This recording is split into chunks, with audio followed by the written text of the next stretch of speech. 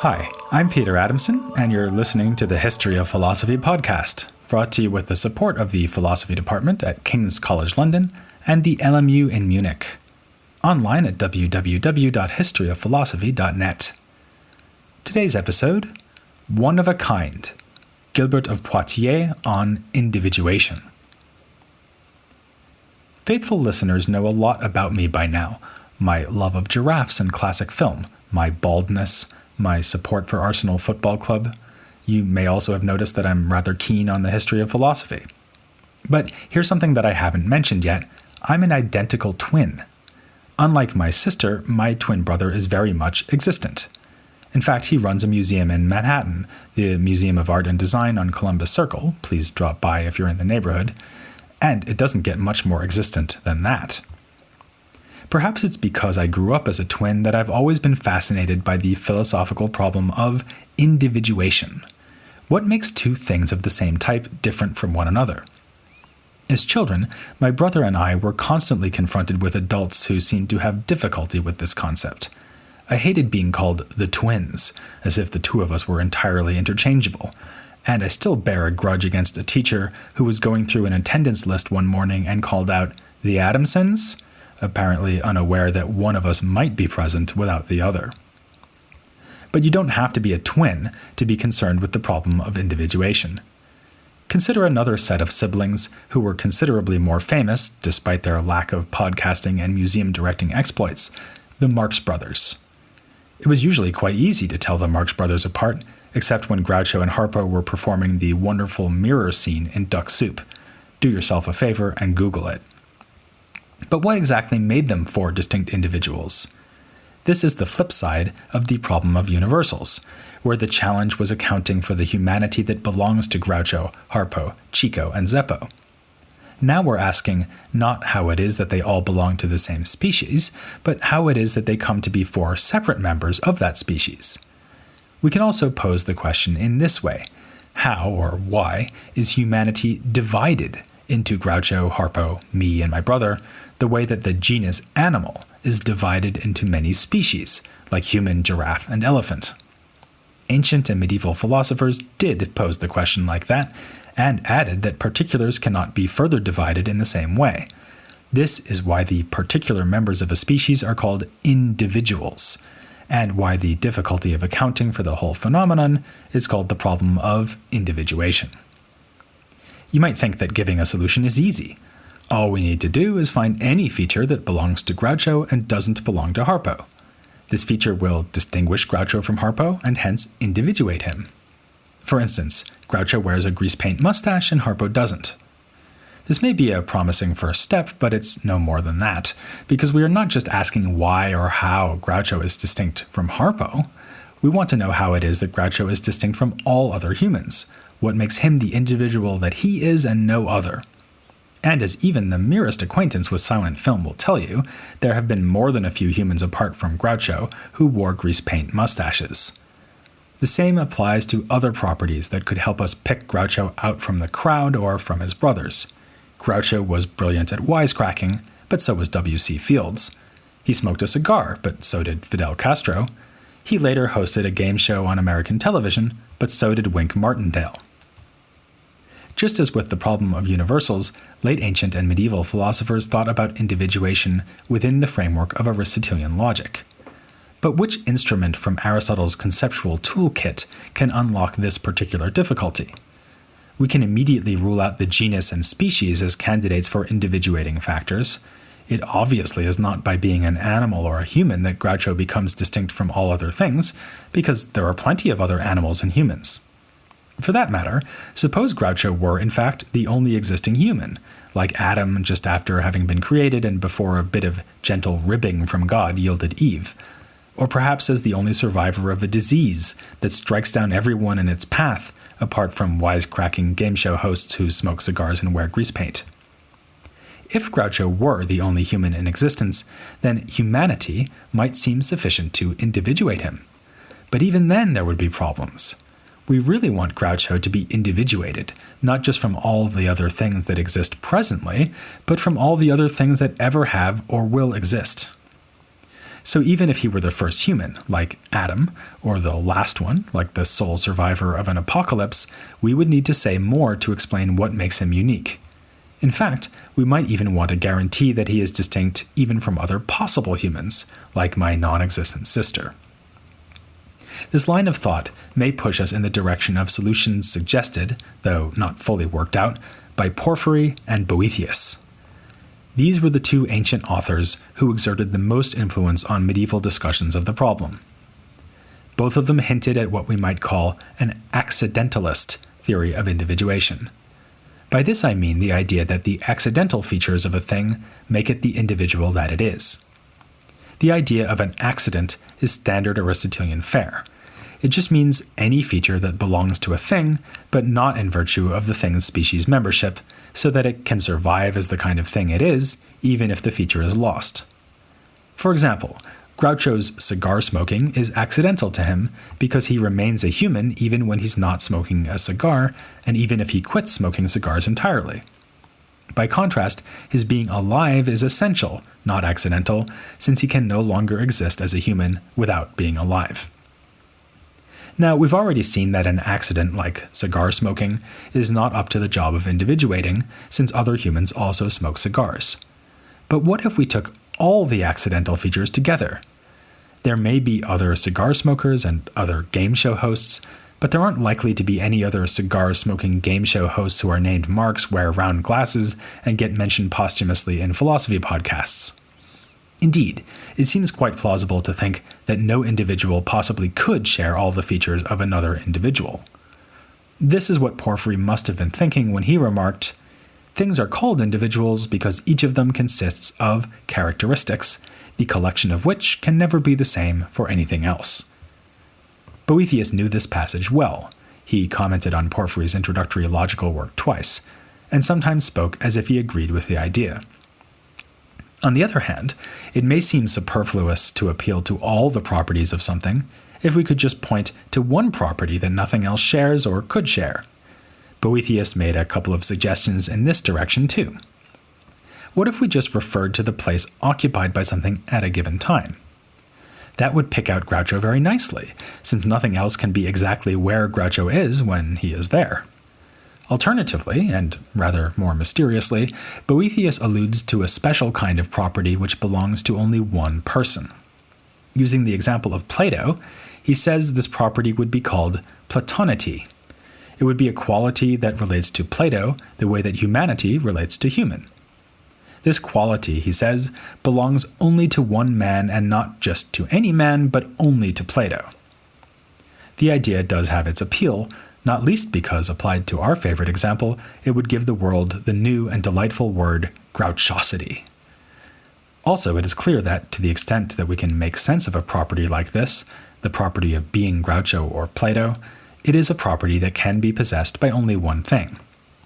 But this will need to be filled in with a lot more detail if it is to provide a truly illuminating account of individuation. Step forward, Gilbert of Poitiers. Distinguished from most of his peers, if not actually individuated, by his unusually sharp intellect and skill in dialectic, Gilbert was a student of Bernard of Chartres and held the office of Chancellor at Chartres in the 1130s, in addition to teaching in Paris. So, Gilbert is yet another representative of the group we have been, with some trepidation, calling the School of Chartres. His solution to the problem of individuation departs from the accidentalist strategy that had been sketched in Porphyry and Boethius, and then adopted by many medievals up to and during the time of Gilbert, including Thierry of Chartres, another student of Bernard, and Thierry's own student Clarimbald of Arras. Despite the popularity of the accidentalist theory in the early medieval period, and the weight of authority that supported it, Gilbert had good reasons to be skeptical. Just to restate the basic idea, the accidentalist realizes that nothing can be individuated by essential features, since these are shared by all other members of the same species. Groucho is rational, but so are Harpo, my brother, and every other human that ever has or will exist. Instead, we should look to accidental features. While Groucho does have accidents also found in other humans, it could never happen that some other human has all the same accidents. Alternatively, we can point to an accident of Groucho's that nothing else could have, such as his place. Sounds good, right? So what's the problem? Actually, there are several. One might not bother us so much today, but would be seen as deeply troubling in a medieval context. Incorporeal things like God and angels have no place. Indeed, God has no accidents at all. Yet incorporeal things can be individuals, so the accidentalist account is at best incomplete. We'll have to come up with a separate way to individuate immaterial beings. Another difficulty is that accidents are usually held only temporarily. Indeed, we said that accidental features are precisely the features that a thing can lose while surviving as the thing it is. How can Groucho be the individual that he is because of his place if he can move around?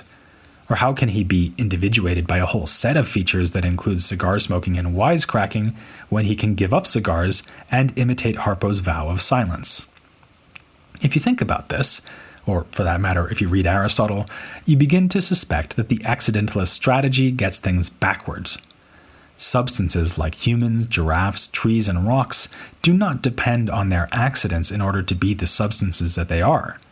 To the contrary, Groucho's accident of cigar smoking can only exist thanks to Groucho, because this accident is, as Aristotelians would say, predicated of him. This is just as true of place as it is true of any other accident.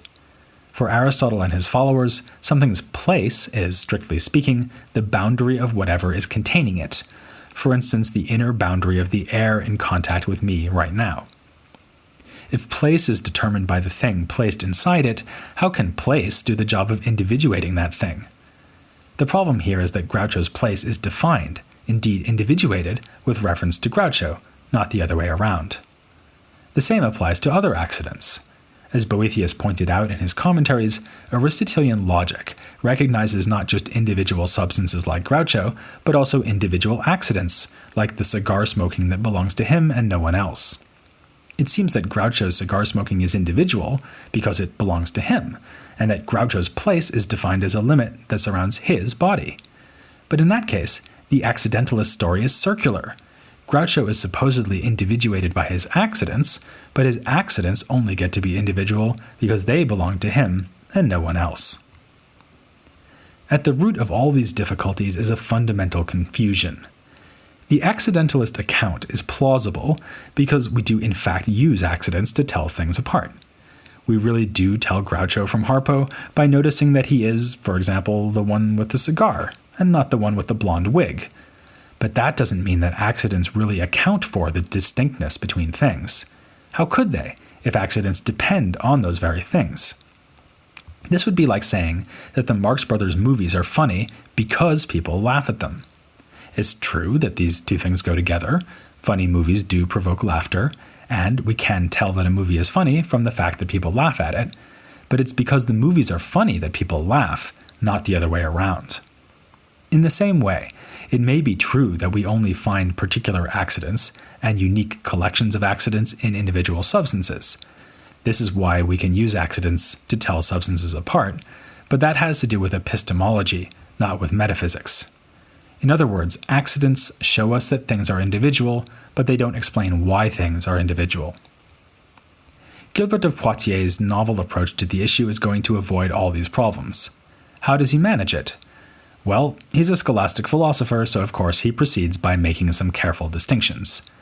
These are often expressed with innovative technical terminology, which does not necessarily make his views easier to follow. He contrasts what something is, id quod est, with that by which it is what it is, id quo est. Groucho is a human, but is what he is through humanity. The same distinction can be made for accidental features. A cigar smoker is what he is by virtue of cigar smoking. Effectively, this just boils down to the distinction between a thing and the features that characterize it. Next, Gilbert says that only a substance and not its characterizing features can be individual. Groucho is an individual, but his humanity, his cigar smoking, and his wisecracking are not.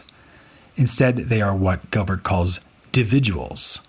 By this he means that these features can be found elsewhere too. Cigar smoking is divided among Groucho, Fidel Castro, and all the other cigar smokers. Now here comes the clever part. As Boethius taught us, Groucho's cigar smoking is not to be confused with Fidel Castro's. Nor do Groucho and Harpo have the same humanity. Rather, humanity appears twice in them, and 4 times if you add Chico and Zeppo too. In each of the Marx Brothers, in each of the Adamson brothers, in every human, there is a humanity which belongs only to that individual human, while also being similar or conforming to other instances of humanity. It is the fact that humanity can be exemplified over and over like this that leads Gilbert to deny that one single instance of humanity can be called an individual. An individual is, as we would expect, something non-repeatable. Nonetheless, the humanity in Groucho is singular, as Gilbert puts it, because it is his humanity and no one else's. These points put Gilbert in a position to make sense of Boethius's suggestion about grouchosity. Grouchosity will be the entire collection, or as Gilbert says, the total form, of Groucho's features. Together, the singular features coalesce or cohere into an individual. Though each member of the total form is a dividual, in that a similar property may be found elsewhere, you are never going to find all the properties exemplified anywhere else. While this may sound reminiscent of the accidentalist view, it is really very different. Gilbert actually treats the essential and accidental features of a thing as being on a par, at least as far as individuation goes. All of them are possessed as singular features and serve as parts of the total form that guarantees individuality. Also, unlike his predecessors and contemporaries, Gilbert does not confuse the question of what makes something individual with the question of how we know something is individual. He sees clearly that accidents merely show us that one individual is distinct from another without making it be distinct. We can also see how well he grasps this point from the fact that he includes not only the present features of a thing in the total form, but also all the thing's past and future properties. Obviously, we currently have no access to future properties, so they can play no practical role in helping us distinguish one individual from another. Imagine how useless it would have been if, when people couldn't tell me and my brother apart as children, my mother had said, "Oh, well, the one on the left is the one who will be a philosopher and the one on the right is the future museum director." Metaphysically, though, future properties are important, because they enter into the totality of singular characteristics which collectively guarantee the thing's individuality. This also solves the problem about things changing over time. According to Gilbert, it is the total form that individuates, and this includes all the properties the thing has over its whole existence. As an added bonus, Gilbert has a nice story to tell about that other, more celebrated difficulty, the problem of universals. We arrive at a universal by noticing the similarity between singular characteristics, for instance the 4 instances of humanity in the 4 Marx Brothers. But, Gilbert insists, everything that really exists is singular. Universal humanity, freed from connection to any individual human, is only a conceptual construct. Yet it does guide our thought in a useful and accurate way, since all humans do really each possess their own singular humanity. On this score, Gilbert is fairly close to Abelard's nominalism. We can also guess what he might say to the obvious complaint that he is just helping himself to the idea that Groucho's humanity, cigar smoking, and so on are singular. Is he assuming too much here? After all, what we wanted to do is explain in the first place how it comes to be that there are single things in the world and not just universal things. To this, Gilbert can reply that there are no universal things. Nothing can exist without being singular. If Groucho is a cigar-smoking human, then his cigar smoking and his humanity must be real, so they must be singular. Gilbert of Poitiers' subtle account of individuality is quite an achievement, and one that shows how much good philosophy could be done within the apparently unpromising context of commentary upon centuries-old logical works. One should not be misled by that context, though. Gilbert's aim was not just to explain authoritative works of logic, or even to devise a powerful and original account of individuality. The whole time, he had his eye on related theological issues. For instance, his theory enables him to say very clearly what it means for God to be simple. Whereas all other individuals have total forms, made up of many characterizing features, God is what he is through a single, simple form, called divinity. This is one of the doctrines for which Gilbert, like Peter Abelard, was attacked by Bernard of Clairvaux and his allies. When he was put on trial in 1147, with the Pope himself being asked to judge on the question of Gilbert's heresy, the very first accusation was that he taught that God is distinct from the form or nature of divinity. Gilbert came out of his ordeal better than Abelard did, since he was cleared of the charges after a confession of faith was drawn up, which was acceptable both to him and to his critics. He later had a small measure of revenge upon Bernard of Clairvaux. When the great man held out an olive branch by suggesting a meeting to read through some theological texts together, Gilbert suggested that Bernard would be better served by learning some beginner's-level material from the school curriculum. With Gilbert of Poitiers, we've almost finished with the scholars connected to the so-called School of Chartres. But there's one important member of this group who remains to be considered, John of Salisbury. He briefly studied with Gilbert in Paris and is among our most important sources of information on philosophy in the 12th century. Not only that, but John was one of the first medieval thinkers to write a treatise dedicated specifically to political philosophy. To understand it, we'll have to look at the historical political context, and especially the famous investiture controversy, which pitted secular authority against the church. That will be our topic 2 weeks from now. But first we'll be investing a little more time in metaphysics. We've just seen that individuals were often understood as parts or divisions of universals. But what about the parts of the individuals themselves? Things like my brother's hands or his hair, if, that is, he had any hair. Like I said, we're identical. Medieval thinkers had a lot to say about this too, as we'll be discovering next time in an interview with Andrew Arlig, an expert on medieval mereology, the study of parts and wholes. And the best part is, you only have to wait a mere 7 days, until the next episode of The History of Philosophy, without any gaps.